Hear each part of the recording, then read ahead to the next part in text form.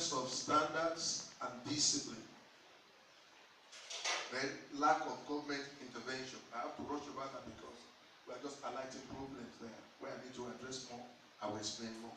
So pardon my rushing over it. And I also have 10 minutes. So then we have the teacher factor. We have, in most cases, insufficient competent teachers.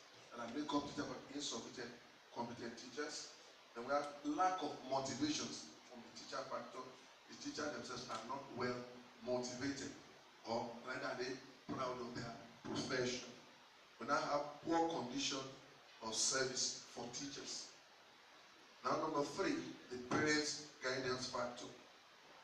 I will have more on this because, see, ignorance of the parents and guidance in terms of value for education, emphasis and commitment to good education. Many times, parents are not that committed. We have poor contributions from communities to education and development of their children. We have an unhealthy culture of suffering and smiling, or leaving things the way they are.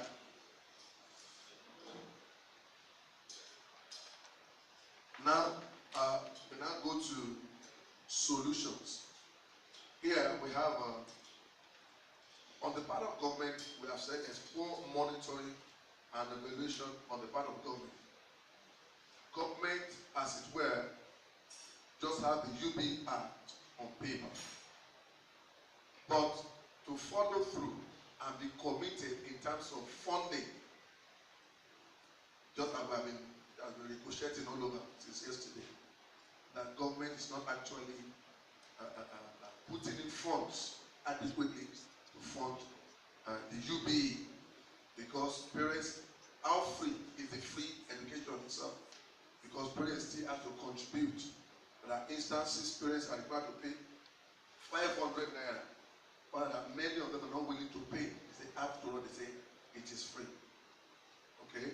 Then we now have the need for continuous sensitization of the community people. When they are well sensitized, and how do you do this?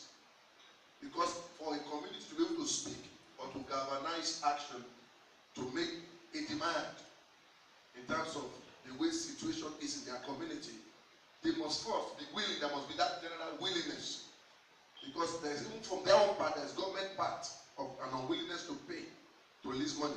The community themselves are not even coming in to see what their rights are and make a demand. And in some instances, they've left everything to government. What aspect of this UP, what aspects are free? Situation where there are no benches and chairs, there are no books, where there are no, and they say it's supposed to be fair and they are not fair.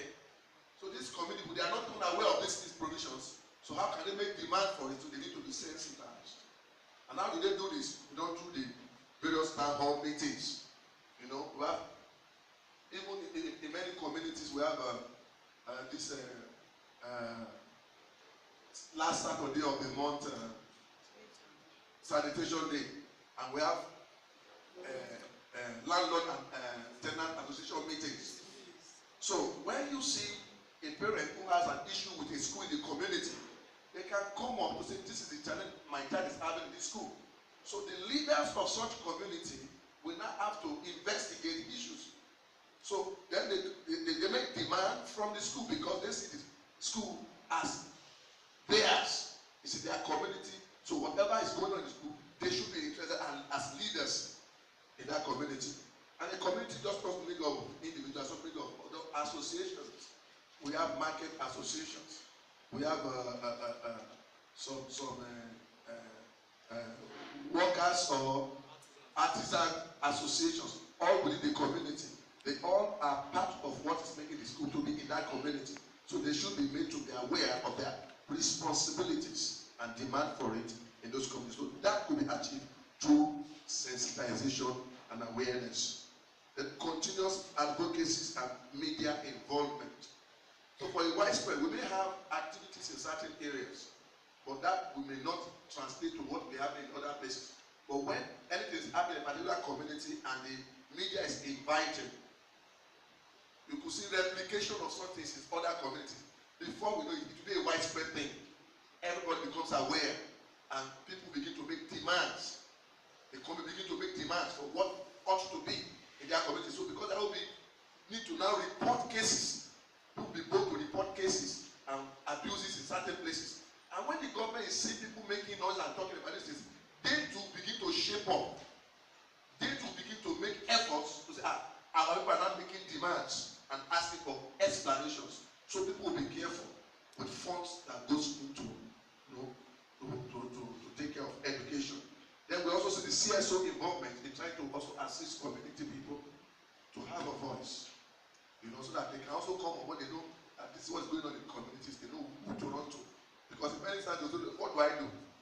When you identify the activities or presence of some CSOs in those communities, they will come to those CSOs and lay their complaints. Sometimes some of us receive calls, distress calls from children or some case of abuses, which we take to the media, make demands, investigate, call people to order, rape cases, we intervene. The same thing will happen to education issues. So when this is going on, find that most of our communities, things will begin to take better shape. Thank you. That's our final solution.